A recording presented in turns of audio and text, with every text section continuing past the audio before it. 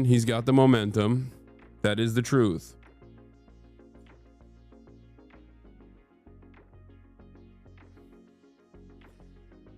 All right, let's start with Luigi Mangione. Something strange is happening to me where my I don't know what the fuck's going on. It feels like there's like blinding light in my eyes. You know what I mean? I don't know what the hell's going on. It's weird. It's odd.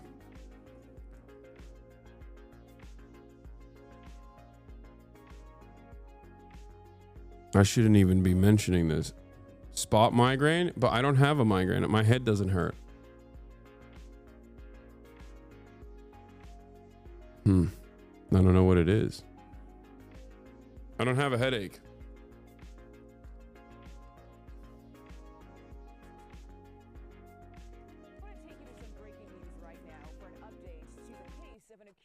United Healthcare CEO killer Luigi Mangione. Let's bring in CBS News correspondent Chanel Call live in a newsroom for us. Chanel, what can you tell us? Yeah, coming to you live once again from our breaking news desk this morning, Mugo. And we just got this release from the U.S. Justice Department moments ago. I want to read to you part of it coming from Attorney General Pamela Bondi's office. It says, quote, Luigi Mangione's murder of Brian Thompson, an innocent man and father of 2 young children, was a premeditated, cold-blooded assassination that shocked America. After careful consideration, I've directed federal prosecutors to seek the death penalty in this case as we carry out President Trump's agenda to stop violent crime and make America safe again. It goes on to say that the murder was an act of political violence and that Mangione's actions involved substantial planning and premeditation. It's like a little bit better if I turn the lights off, but it's still there. Death penalty for killing rich people? Yeah. Oh no. I mean, this is no. It's not worth it. I still can't see even with the lights on. So, hold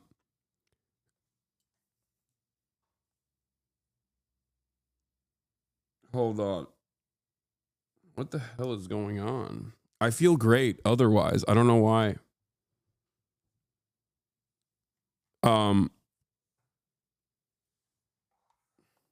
I don't have an issue with I don't have an issue with anything else.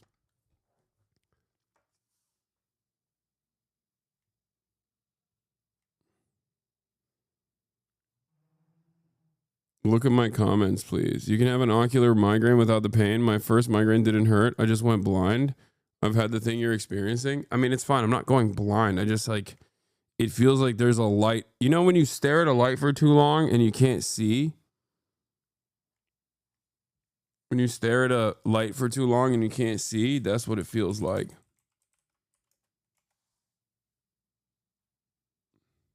Ocular migraine. Yeah, it kind of feels like this, or like a little bit like this.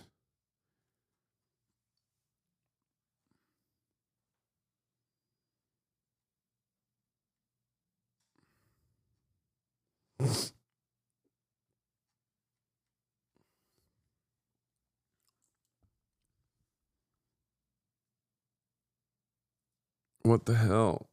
Am I dying? What is going on?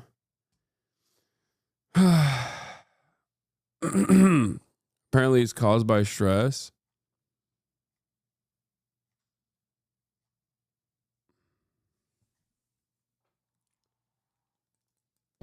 I also want to mention that we knew that this was a possibility, Mugo, after Luigi Mangione was charged federally back in December. He first faced 11 state charges. That included murder as an act of terrorism, and this is in connection to the killing of United Healthcare CEO Brian Thompson. Mangione has so far pleaded not guilty to those state charges, but the federal charges, they allow prosecutors to pursue the death penalty against him. Today, now, when we talk about capital punishment, AG Pam Bondi directing federal prosecutors to seek the death penalty in this case.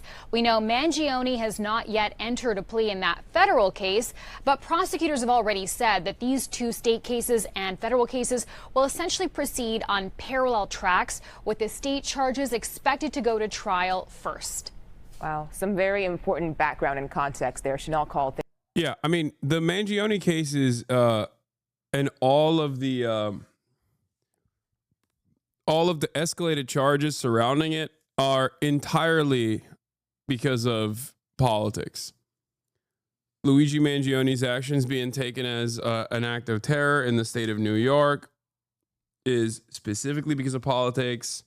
On the federal case, Attorney General Pam Bondi pushing for this to be elevated or demanding the death penalty on it is once again pure politics. The reason why they're doing this is because they want to make an example out of him.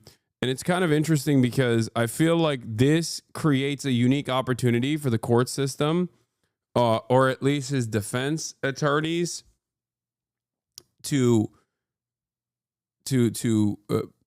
try to push for a mistrial. Like there is a lot of outside interference in this case. I don't know. I mean, I hope that they don't end up crucifying him. I also don't know if crucifying him like this is going to backfire, you know, in terms of like how people see him, how people treat this case, because he was seen as a relatively positive figure. And I don't think that the attitude has shifted by the broader American population. I think that they still look at what he allegedly did as not a inherently evil act, even though obviously murder is evil, right? Murder is bad. It's unacceptable. Allegedly, Luigi Mangione's alleged murdering of Brian Thompson. The very fact that in a country like America, where people are incredibly draconian and have this very, very straightforward approach to law, order, justice, the very fact that like they would still look at a situation like this as an open and shut case and still go, yeah, well, the other guy has a lot more bodies because he's a private healthcare CEO is wild to me. It is indicative of how much pain private healthcare has caused in this country. And I think that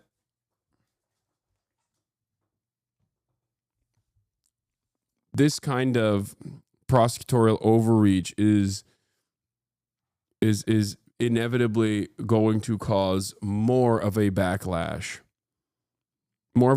in favor of Luigi Mangione and also against the administration. But maybe I'm wrong. Maybe Americans are so hog-minded that they'll turn around and go, no, actually, we were wrong for the things that we thought and the things that we said.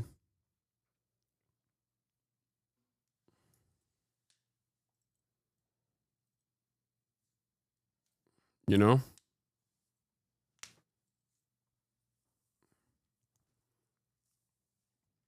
Maybe hogs will get in line and say, yeah, no, Luigi was a bad guy. He's a terrorist. He deserves the death penalty. Who knows? But he is very white, and he does come from a wealthy family. A lot of these things optically play a formative role in garnering support for Luigi's actions beyond the fact that beyond who his target was. Voters going to the polls this morning. High stakes elections in Murder Florida. Murder is never a valid excuse for anything. Yeah, it's not. But that's not what is this? He's guilty, it's open and shut. He's not positive he's a murderer. I wouldn't praise him if he murdered a parent. You wouldn't praise him if he murdered a parent of yours. Murder is never a valid excuse for anything. Yeah, the entire point here isn't whether murder is good or bad. I think everyone understands. First of all, allegedly, we don't know if he did it. Innocent until proven guilty. That's number one. Number two, I can't believe I can barely fucking see the screen in front of me, and I'm still using that limited amount of vision that I have to respond to a silly ass chatter who is refusing to understand that it is not. The interesting part about this conversation, this back and forth, is not whether or not murder is wrong. Everyone understands that, okay? Everyone understands murder is bad.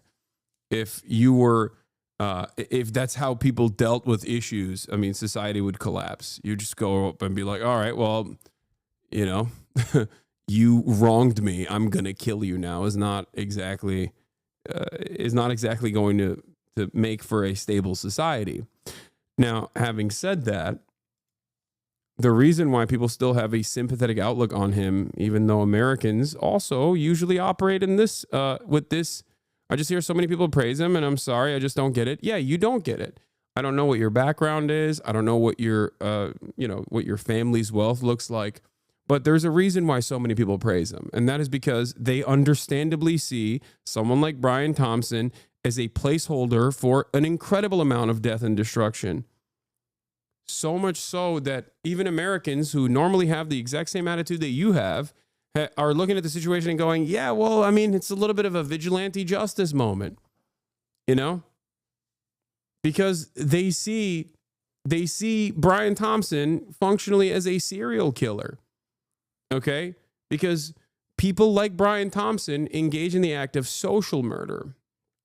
It is systematized murder. It is processed murder. It's murder through paperwork, but it's murder nonetheless to the individual who watches their loved ones suffer through their cancer treatment and have to forego treatment because they can't pay for it because their insurance decided to deny that claim. It's like that is, for them, whether it is being done by the stroke of a pen or with a sniper rifle or with a bullet, is still, it's still experienced as murder. That's the way they see it. Just because it's done for profit doesn't change that reality, right? Maybe you don't live in the United States of America, though, because like maybe that's the reason why you don't understand it. But you know, that is what it is.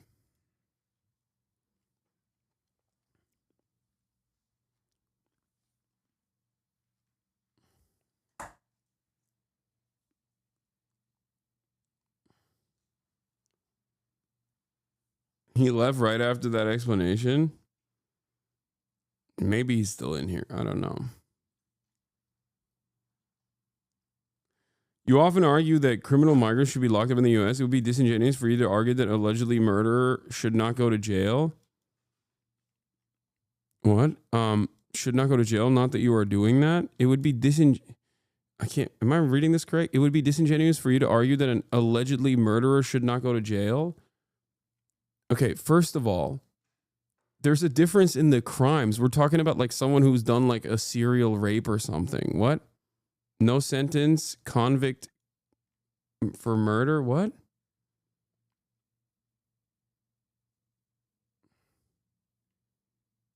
I'm confused as to what you're saying. Maybe my brain is also breaking down aside from my vision. So maybe I don't know what you were trying to say.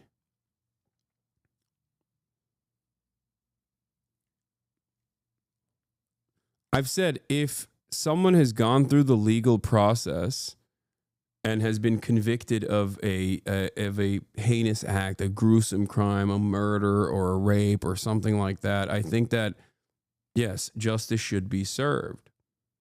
Okay? If Luigi Mangione was a undocumented immigrant, I would still have a fairly similar attitude about it all. That his citizenship status or his documentation would not change my attitude at all, because I'm looking at the individual deed. Line where Republicans have a slim majority in the House, and in Wisconsin there's a race for a seat on the state's Supreme Court. Senior political correspondent Rachel Scott is outside a polling